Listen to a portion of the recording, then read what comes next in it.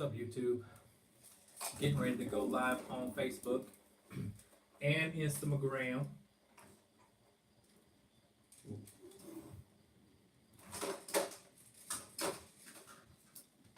Yeah, yeah, yeah. Yeah, yeah. I would like my Instagram to be a little bit more closer to me. How about right here? Yeah. Yeah, yeah. Huh?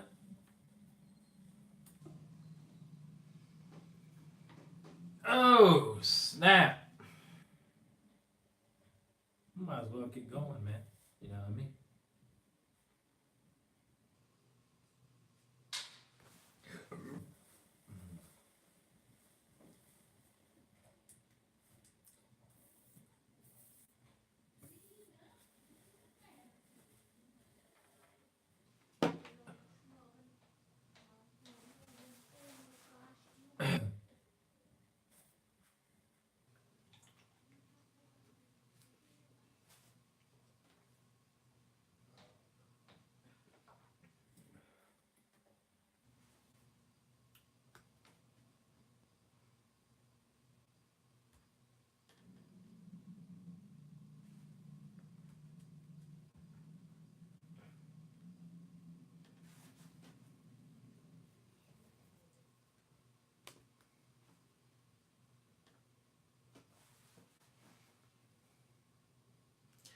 What's up, everyone? Jeremy Majors here with Majors Academy Dog Training, and we are live. Episode 114, Dog Behavior Q&A. I know I didn't put a notice for you guys. Hopefully you guys can hear me. I'm going to make sure I can hear me. Hello? Hello? Hello, hello, because I can't even hear myself. All right, bear with me. Hello, hello, hello, hello, hello. Can you guys hear me out on Facebook? Anybody watching, please let me know if you can hear me. Otherwise, I'm going to have to do something different. But we are live on Facebook, YouTube, and Instagram. Facebook, folks, no sound. Okay. Can you hear me now? How about that? No, probably not. Can you hear me now? Give me a thumbs up or something. Let me know if you can hear me. I'm trying to get used to all this technical stuff. I'm not a technical guy, but I'm trying to get some.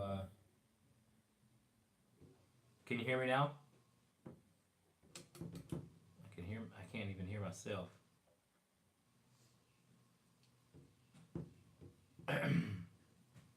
Hello, hello, hello. Facebook, can you hear me?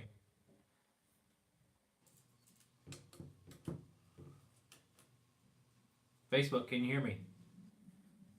I'm using the microphone on. How about now? Shit. How about now, guys? Thanks, Ben. I appreciate that.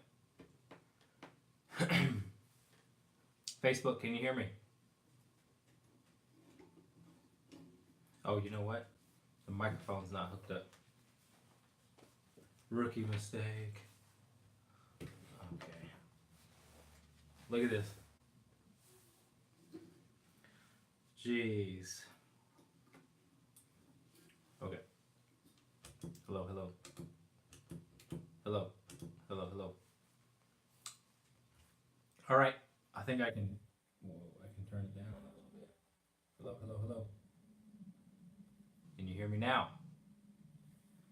I think that may have done it.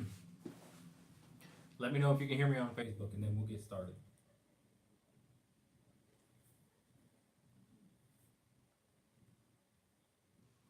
All right. Looks like we can.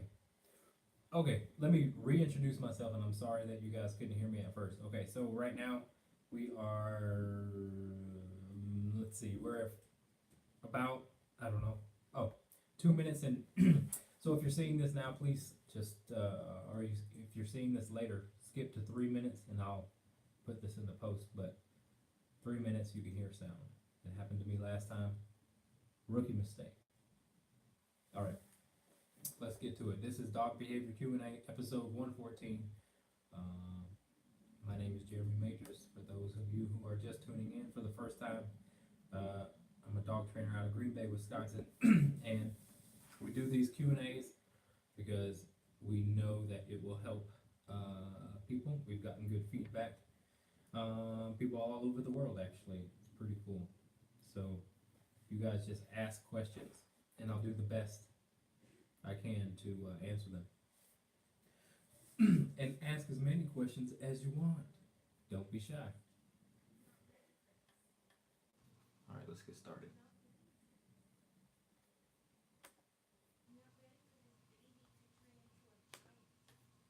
Okay, first question is from Elizabeth.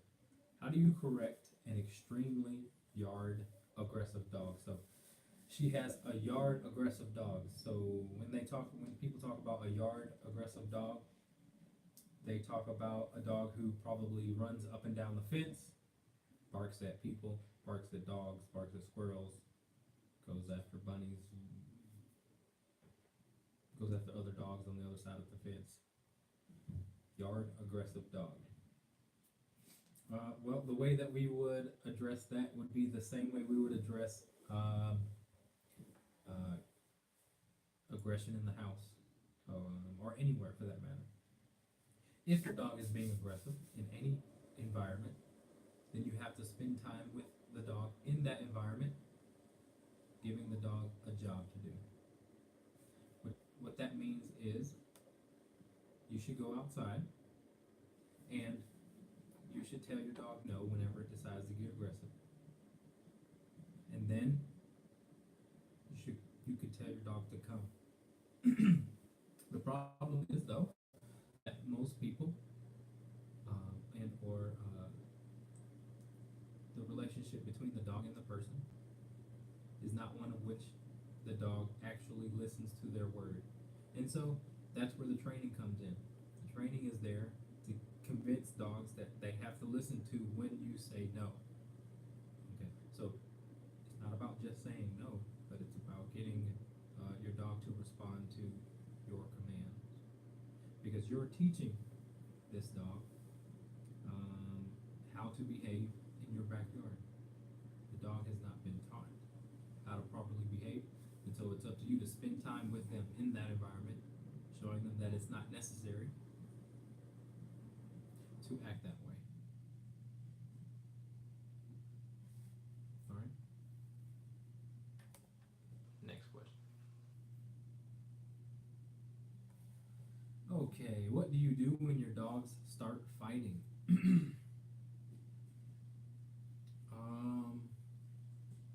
Well, for one, you want to get your dogs to stop fighting.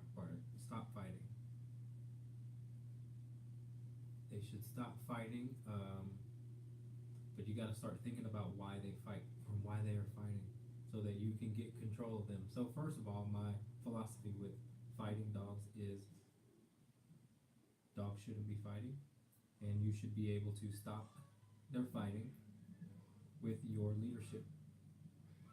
You should actually get them to think twice about fighting. But in order to do that, you'll have to intervene beforehand. But identify the problem. Most dogs that live together and have gotten along together at one point are fighting because of jealousy issues of the owner, or possession of a resource, or spatial irritability. Say one dog walks by another dog that's laying down and the grumpy dog gets grumpy. Or it's through doors, through thresholds. And so I think if your question is how to stop them from fighting on a proactive level, then you have to evaluate those things, know why they are fighting. But if you want to sort of stop fighting, like how to break up a fight, I don't know if that's your question or not, but I'll just start with the breakup. So a safe way to get dogs to stop fighting is to break them up, but you have to make sure you do not try and grab their neck or collar or anywhere around their mouth. Don't do that. dogs are, they're in a frenzy, they may bite you. You may get injured. Don't do that. Grab for their back legs, grab their tail, but don't grab anywhere near their head, the head and jaw area, because they don't want you to get bit. And then try and throw them in a separate room, or get them separated by a fence or something like that. But when you have two dogs that are fighting, you want to identify who the aggressor is. And the aggressor would be the dog you think started the fight. And usually that dog may be sort of the assertive one, the one who has to come in first, the one who wants your attention first, not the laid back dog. Maybe the laid back dog is just defending himself from the aggressor. And so if you can identify the aggressor in that situation, then the other one may just not, even want to continue. The dog may just want to walk away, because it's just defending itself. So identify the aggressor. That would be good. You have a much better chance of stopping the fight if you can actually get the aggressor away. All right, we'll leave it at that. Thanks for your question. Ben says, when it comes to trained able dogs, is there a breed you recommend?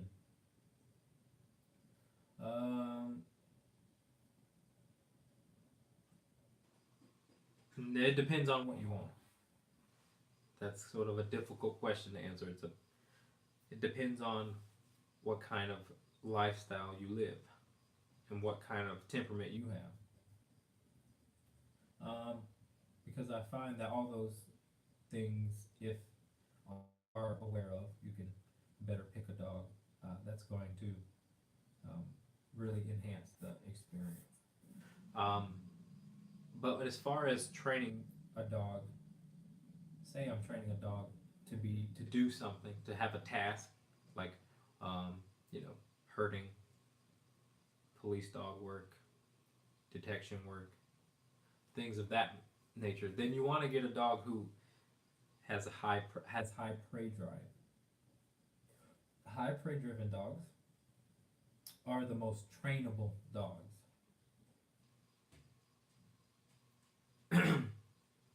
Because they have such a drive to get what they want. And the more a dog wants to get what it wants, the more you can show the dog how to get what it wants. Okay, so those breeds are right off the top of my head: hounds, shepherds, all sorts of shepherds, Rottweilers, labs, obviously. So it really depends on what you want. If you want a laid back dog, then don't get a prey driven dog. If you want a dog that can run with you, that can catch the frisbee, prey drive dogs are definitely awesome for that. That's why border collies excel at it, and that's why Australian shepherds excel at it as well. They both are, I wouldn't say high. Well, border collies certainly have a high prey drive, but Australian shepherds, they all are genetically wired to want to control, so that they make the best frisbee dogs. All right. Thanks for your question. Feel free to ask another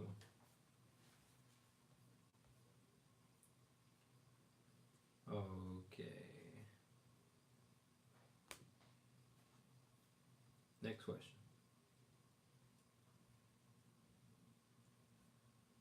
Okay. You're welcome.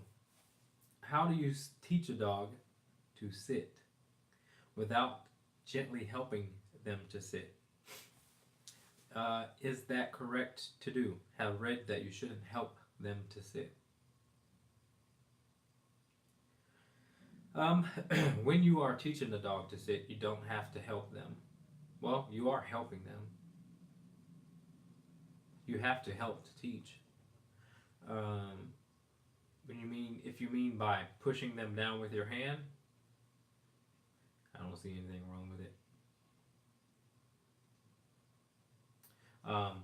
But the easiest way to get a dog to sit is to make sure their head is at about this angle right here, whatever that is. Maybe that looks like 45. But if you can, your dog, take your dog's head from here to here, right there, and you keep it there. Guaranteed the dog's butt will sit. So that's why you see people lift up treats, because they get the head to do this, and then the butt hits the ground. That's a default behavior that we've decided to name sit. So all the dog's head has got to do is hit this angle and it will sit. So, but that's kind of, I don't know what they call it, condition. Do you think high prey drive dogs who want something they shouldn't want are harder to train though? Do you think high prey drive dogs who want something they shouldn't want are harder to train dogs? No. I think you should teach them to want something they should want. But that if they want, the key is they just want something. Whether it's, if it's something they should or shouldn't get in. The key is how bad do they want what they want, you know what I mean? That's trainability. Because that's the drive to get what they want.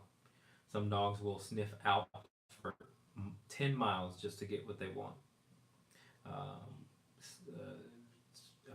Some dogs will work for an hour straight in intense work to get what they want. So, yeah, that dog is intense. That's a good example of a dog who is a very high prey drive dog. High prey drive dogs also could very well be bad with cars, because cars do what? They run away. And then the high prey drive dog wants to go and get whatever's running or what seems like it's moving away from them.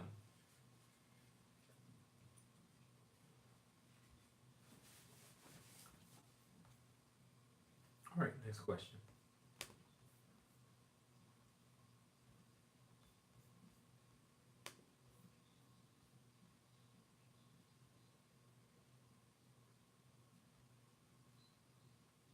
Okay.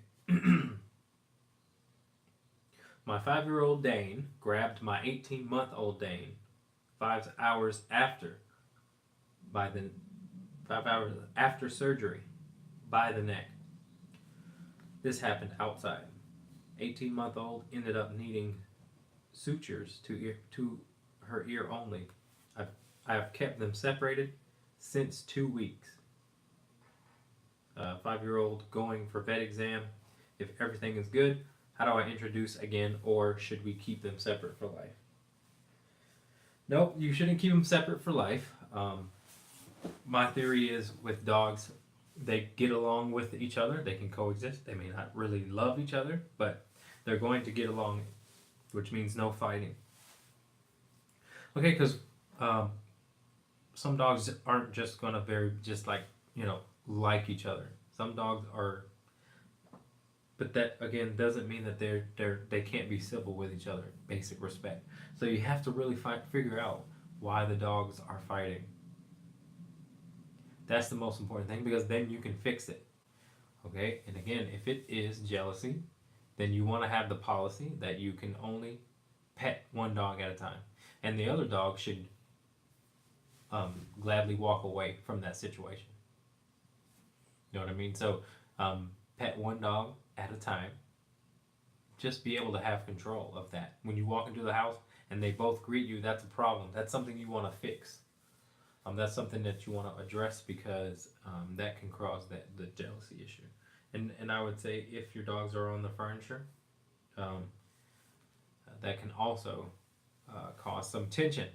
So Once you take control of both dogs, that's the most important thing, then they could start to play. All right, so my last, my favorite, I'll just say my favorite case that I'll talk about were two 120-pound Rottweilers. One was named Reggie, and the other one was named Coach. And they were fighting, brothers. They were probably between 3 and 5, um, but they were fighting over jealous. One had the temperament. One had a very high prey drive temperament, and the other, I think his name was Coach. Yeah, the coach had a coach had a very high prey drive, and the owner actually competed with this dog. So good competition dog, but it got dog aggressive, and so what I taught her was when you walk in the house, you should tell both of your dogs to go lay down on their bed, and then you should wait until they're very calm before doing anything else. And when I mean wait, that means that could take some time. Um, and so again, you'll have to sort of take control of those uncontrollable high energy times. Anytime that there's high energy, and anytime that they are out of control, you got to be able to get them calm. That's how you're going to have success when getting them not to fight over jealousy.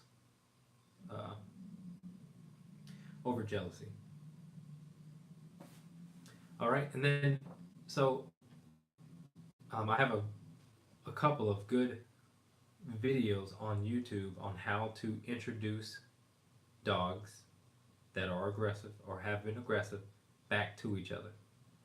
It's a step by step. It's about 40 minutes long. Both videos are at least 38 minutes long. But I document my first 4 sessions of me bringing in a dog that is dog aggressive, and I'll provide you in that video with what I would recommend as far as tools to make sure you have success. But check out the videos on YouTube and go to my playlist. It's on the Do It Yourself playlist. All right. Okay.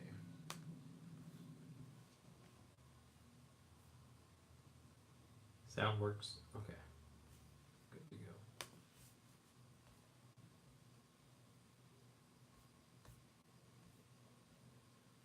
Okay. Hey Jeremy, over all the years you've been training, what is your go-to training tool? My go-to training tool.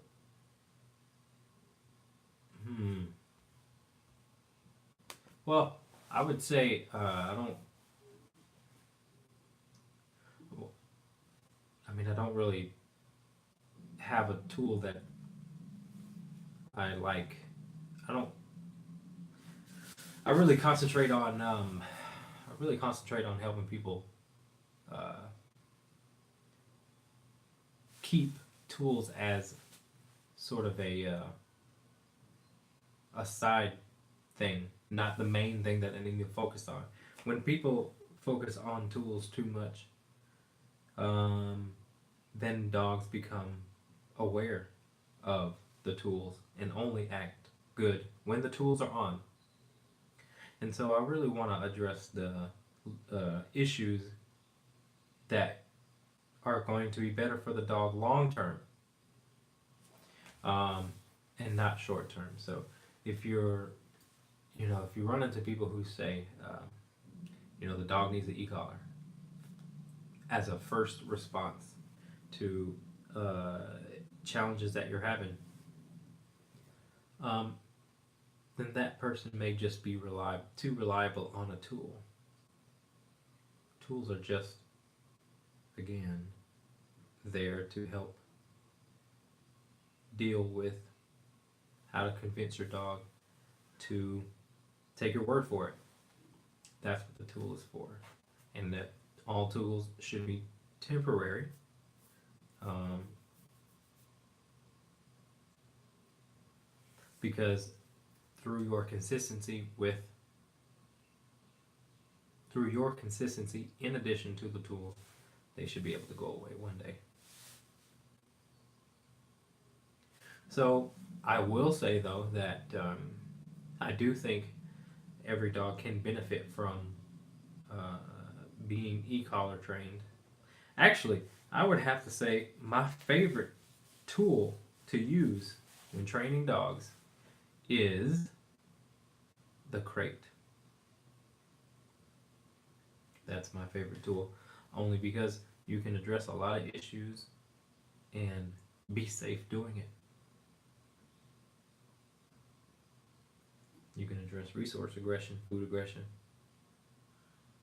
You can even address dog aggression, human aggression, all in the crate if used right. Oh, and guess what? I like to use the retractable leash. Many of my colleagues would say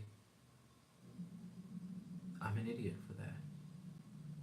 But I love the retractable leash because it can be used as a very good training tool.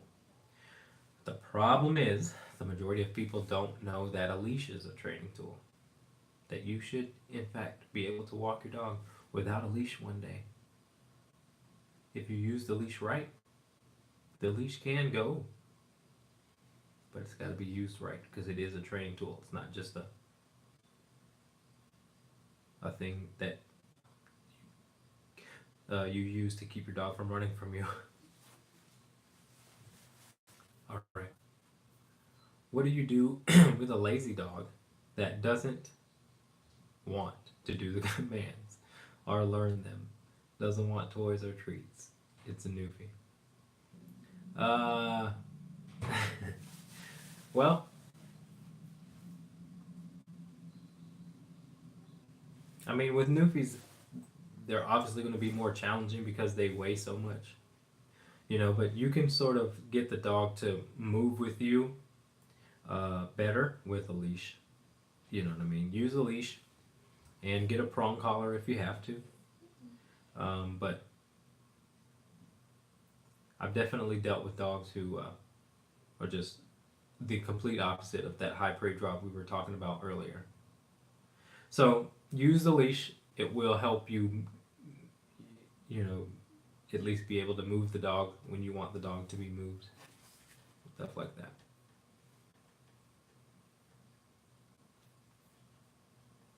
All right, thanks for your question. Feel free to ask another one.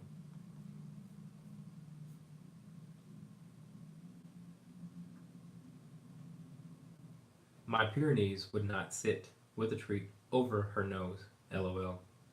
I had to push her butt down. Well, then I would say that your Great Pyrenees isn't a high treat driven dog or food driven dog. Any food driven dog will do that though. Maybe I should have specified.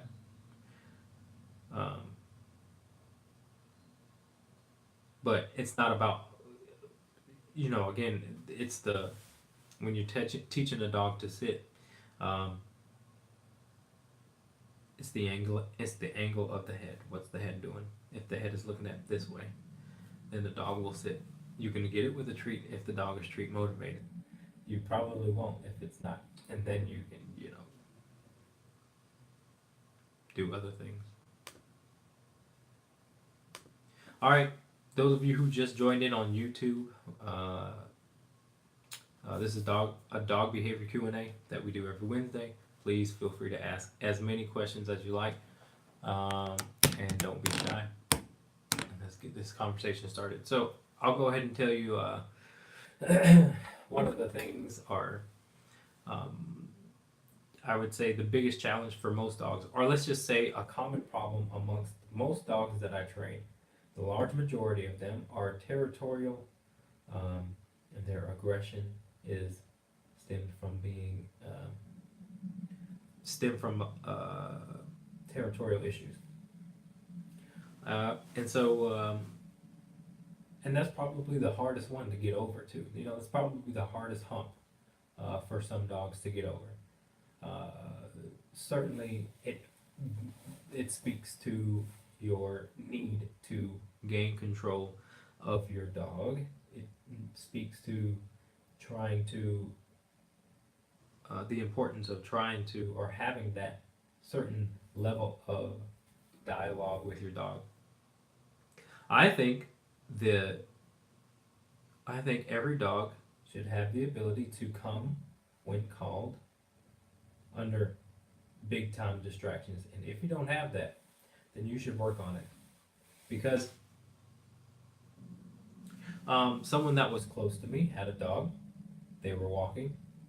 Their dog saw an aggressive dog in the yard, and the leash came out of the person's hand, and the dog ran up um, to the dog in the yard, and the dog in the yard grabbed the other dog by the neck and started shaking. So they had to go to the hospital, this, that, and the other. It was not a good situation. But what if your dog could have listened to you in that situation? What if your dog would have actually came when you said come? You know, that would have possibly saved the dog from suffering from that damage. And I bring that up because, again, I think that is probably one of the most important things to teach your dog under major distractions. You can keep your dog from getting attacked, and that takes some work. And I know that that's a hard level to reach for most people with their companion dogs, but it is necessary. But it all starts with learning how to walk loose leash, because that is opening up that dialogue that we were talking about.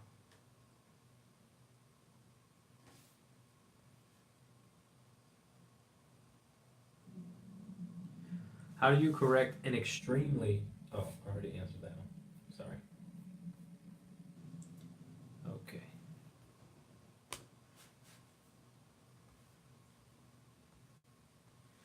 All right, so um, again, that's probably the most common problem people call me with is territorial aggression. But if you have a human aggressive dog, a dog that doesn't like humans, it's it's not safe to assume that the dog has been beaten. There's many people that say, "Oh, may have been abused, must have been abused. It's afraid of men, must have been abused." It lunges at people on walks, and I'm here to tell you that that's not the case. It's not. It, there are dogs who have never been abused that do all of the same behaviors. So we can't say that the dog has been abused just because it's afraid of men. Men make a little bit bigger of a picture sometimes, and that's what it is. It's what they see as size, not necessarily their a person's sex, but their size. Size matters to dogs. Although you wouldn't think about it when you see some of these chihuahuas. I've gotten a lot of inquiries about chihuahuas lately. And boy, small dogs take a lot more time to train than big dogs. You're dealing with much more of a steel trap of a mind that you have to decode and try and get into. The small dogs are just so used to getting what they want. And when you try and put any sort of control on them, they can't handle it. They're very just again, if you have a dog, if you build a dog that is so used to getting what it wants, then it really is hard to get through to them. It's really hard to show them Um, you know, that just simple things like regular obedience for small dogs is very tough, especially in my experience teaching a little dog lay down. The way that I teach it, um, I want them to decide to go down on their own. I never force them down. I want them to, because again, most dogs come to me knowing knowing what to do, but they just got to be shown that they have to do it each and every time. I ask them to, and it's only there to facilitate trust, the kind of trust you'll need to get past some major anxiety, fearful, or aggression, uh, aggression behaviors.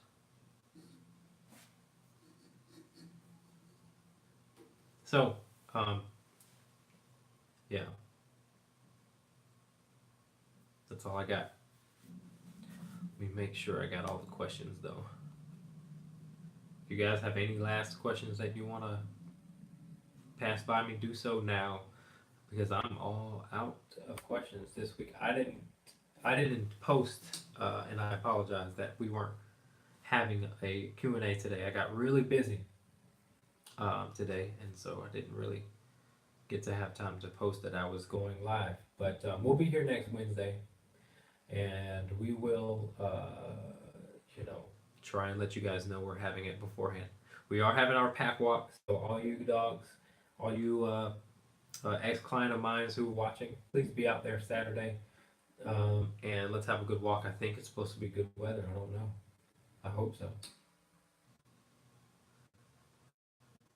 I hope it's supposed to be good weather. Okay, my dog got a couple of last minute questions. My dog growls when another dog walks by our house. How would you correct this? She recently broke her leash and went after a dog. When your dog is in the house and your dog is growling at another dog in the window or something, try and get the dog to go from the window to a bed and tell the dog to lay down. Tell the dog to go there. Okay, because you're not only teaching the dog well, you're not just showing your dog that you get away from the window so you can't see any dogs, but you're also showing and or teaching that the dog doesn't have to even growl by taking control of the situation. Because if we don't take control of that situation, then the dog is going to. Okay, especially any sort of assertive dog. So if your dog is growling in the window, it needs your guidance, basically. You got to get the dog to do something. And I would teach the dog to go to your bed. You know what I'm saying? When you say go to your bed, the dog should go. If your dog doesn't, then you have to add a tool like a leash to start. But that's what I would do. I make her lay in her bed. Okay, if you can get her to lay in her bed and she growls on her bed, then I would say let her growl. Or you can just kind of verbally say quiet or down. Down would work best. But if she can lay down on her bed despite a dog walking by, then the growling will melt away because she's actually still choosing to listen to you. All right, hope that makes sense. How to correct food aggression. Well, I think the dog needs to learn what out means. Instead of leave it, I teach my dogs out. And you can do, and this goes for any sort of resource aggression. It's just not food aggression. It's just any sort of resource that the dog wants. Dogs are naturally, we gotta kind of give them the benefit of the doubt that the dogs probably naturally, some dogs are going to be food aggressive because, if they were wild, then they would have to eat and be grumpy with all the other dogs in the pack. So it's a kind of an instinctual thing for them. Yeah, some dogs are never like that. Some dogs are totally fine with anything, you know what I'm saying? But okay, so you got the resource, whatever it is. let's take something the dog doesn't really care about and start teaching the out command on that. And once the dog gets it with something it doesn't care about, like an old toy or something the dog really doesn't care about, and then you go about it by throwing it on the ground. You know, it could be a ball, it could be a toy, something the dog doesn't care about. Then the dog will go like this, and that's your opportunity to say out. So here's the resource. The microphone is the resource. You throw it down, dog immediately wants to sniff. The dog doesn't even have to grab it to teach the out. The dog just has to put its nose on it. Then that's when you say out. That's when you teach the dog out. You don't want to get in the habit of allowing the dog to eat in the beginning. You don't want to get in the habit of allowing the dog to eat or actually grab the bone or something like that before you tell the dog out. Let's go ahead and get the dog's intent. Let's address the dog's intent. Put something down, the dog's intent is to grab it. And then before it gets there, out, boom, just like that. The dog lifts its head, then you tell the dog to sit. You know what I'm saying? So I'll demonstrate once again. So throw it down, dog goes like this. Boom, here's in the nose. Ready? Out. Dog looks at you, sit, and then you sit. And then you can take the bowl away. But if your dog doesn't listen to that out, then you may need I think the e-collar is probably the best tool for that. You can do a leash correction as well, but the e-collar again allows you to be a little bit more safe and teach the dog as gentle as possible. Thanks for your question. Feel free to ask another. Okay, Sarah says, I was wondering why Maisie responded to out when I first started using it. Thanks for that. You're welcome. I hope everything is well with you guys. All right. What's the best way to contact you to set up sessions? Call me. And if I don't answer, leave a message, and I will call you back when I have, time. Time is kind of scarce these days with my little boy, but try and call me. I way prefer calling over email, text, things like that. I've tried teaching out, but never use the e-collar. Would you recommend the e-collar for out? Yes, absolutely. So that's a really good opportunity to teach the dog out. Yep. But here's the other deal. When it comes to out, the out command can be a sign of how well the dog respects your leadership. If the dog does not let go of the toy or what you want when you're playing tug, then the dog doesn't think it has to, but the dog should. So what you do is grab the toy and you somehow stop it from moving. If you can get that toy to stop moving when the dog is even thrashing its head, you don't even have to say out. The dog will let go with enough time. Some dogs are going to test your patience. Some dogs won't. But say you're playing with a toy or whatever it may be, just hold it. I usually brace my arms up against my legs. I used to have to teach police dogs how to let go. And so I'm pretty practiced on that. But I usually brace my arms on my legs, and the dogs usually back out like this. So you don't have to wrestle with them. You don't have to do any of that crap. A natural way to teach a dog how to let go of whatever it has in its mouth is to, well, when you're playing tug of war in specific, is to do what they call dead prey, which is grabbing it, don't let it move, and watch the dog let go of its mouth. All right. Okay, guys, I think that's going to be it for today. I don't have any other questions, do I? No. Let me check on YouTube real quick. Oh, crap, I got a question on YouTube. All right, my dog is really hyper, and I'm having a baby. How can I calm her down? She's a bully, not a year old. What you have to make sure you're doing is what you have to make sure you're doing is first and foremost, give the dog some exercise. If it's a 1 year old dog or a really young dog, we got to remember that we have to give them what they need, and exercise is what they need, what that dog needs. So that's the first step. I mean, there's a lot of steps. If you're already on my YouTube, just check out my videos. You need to teach the dog how to walk correctly. Um, uh, Not just take the dog out for a walk, but actually teach the dog how to walk correctly. You need to teach the dog the place command. Basically, teaching the dog how to do something as opposed to getting into trouble. You can treadmill train that dog. But all of those videos are on my YouTube channel and my do-it-yourself playlist. So check it out when you have a chance. All right. But it's going to be the control that's going to get your dog to actually be open to or to guarantee that your baby and your dog get along. Okay, so you got to get the dog under control by doing certain things that the dog has to do more so than what the dog gets to do for free or whenever it wants.